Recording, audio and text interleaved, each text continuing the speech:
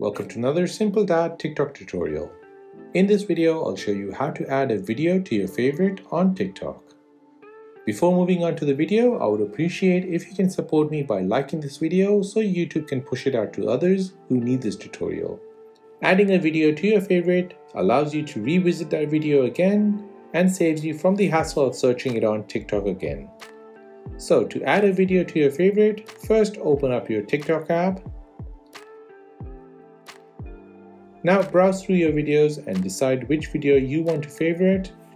Once you've decided, tap on the share icon at the bottom right. A menu will appear at the bottom.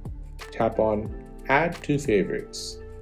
This will add the video to your favorite section in TikTok. And that is how to add a video to your favorite on TikTok. Hope you found this tutorial useful. If you did, please subscribe to this channel for more videos like this. If you have any other questions, then please do let me know in the comment section down below. Thanks for watching and see you in the next one.